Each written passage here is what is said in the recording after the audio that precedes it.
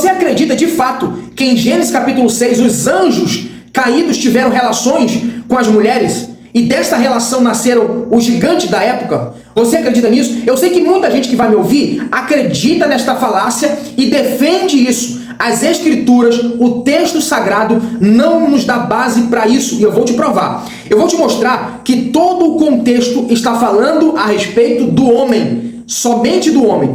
Então, vamos entender esse texto aqui à luz do seu contexto. Gênesis capítulo 6, livro do Bereshit, capítulo 6, trata da corrupção do gênero humano. Então, olha como é que começa o primeiro verso do capítulo 6.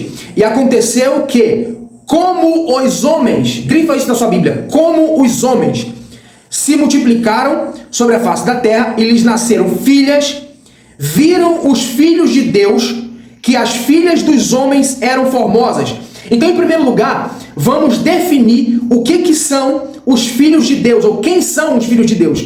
Os filhos de Deus, os Benei Elohim, segundo o contexto, fala da descendência piedosa de Sete. Se você for olhar todo o contexto, capítulo de número 5, vai falar sobre a genealogia, a descendência piedosa de Sete, aqueles que começaram a invocar ao nome do Senhor.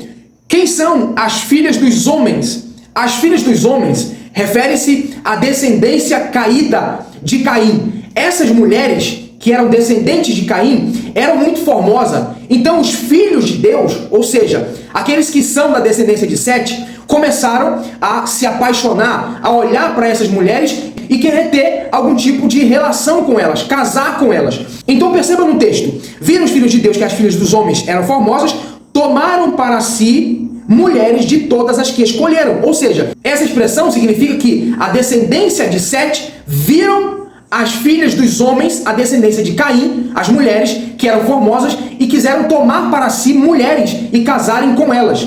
Verso de número 3. Então disse o Senhor, não contenderá o meu espírito para sempre com o homem. Lembra da primeira expressão lá em cima? Capítulo 6, verso 1. Aconteceu que os homens, verso 3. Então não contenderá o meu espírito para sempre com o homem, porque ele também é carne. Ele quem? O homem. Porém, os seus dias serão 120 anos. Então Deus põe um limite para o homem, que é de 120 anos. Verso 4. Havia naqueles dias gigantes na terra, também depois, quando os filhos de Deus entraram às filhas dos homens, e delas geraram filhos, estes eram os valentes que houve na antiguidade, os varões de fama. Então o texto já está explicando o que significa esses gigantes. A palavra no hebraico é Nephilim. A palavra Nephilim quer dizer homens de fama. Gigantes aqui não é no sentido de tamanho, gente. Gigante aqui, a segunda palavra hebraica, é no sentido de feito. Eram pessoas poderosas, eram pessoas de nome, de renome, que mandavam e desmandavam. Segundo alguns estudiosos, historiadores e teólogos, dizem exatamente isso que eu estou dizendo. Que esses homens aqui, esses gigantes aqui, Nephilim, quer dizer exatamente isso, homens de alta posição. Então, essa relação entre a descendência de Sete e a descendência de Caim geraram filhos, e esses filhos foram poderosos na terra. Entende? É isso que o texto está querendo dizer. Agora vamos prosseguir com a leitura. Verso de número 5. E viu o Senhor que a maldade do homem, grifa aí mais uma vez, a maldade do homem se multiplicara sobre a face da terra, e que toda a imaginação dos seus pensamentos e do seu coração era só má continuamente. Então arrependeu-se o Senhor de haver feito o homem sobre a terra. Grifa mais uma vez aí, a palavra homem. Todo o contexto fala da humanidade, fala de homem. Verso de número 6. Então arrependeu o Senhor de haver feito o homem sobre a terra, e pesou-lhe em seu coração. E disse o Senhor, verso 7. E disse o Senhor, destruirei de sobre a face da terra o homem que criei. Então, todo o contexto, gente, fala de homem, não fala de anjo. Todo o contexto está falando de homem. Agora, por que eu acredito que não é anjo? Em primeiro lugar, anjo não tem sêmen para gerar. Segundo, a Bíblia fala que quando nós tivermos o corpo glorificado, seremos semelhante aos anjos no céu. O que significa isso? Os anjos são assexuados. Os anjos não possuem sexo. Quem estudou de teologia sabe. Anjos são assexuados. Não possuem sexo. Entende? Então, não dá para conceber esta ideia que um anjo teve relação com a mulher e depositou um sêmen no seu ventre e dela nasceu um gigante. Isso a Bíblia não me dá respaldo.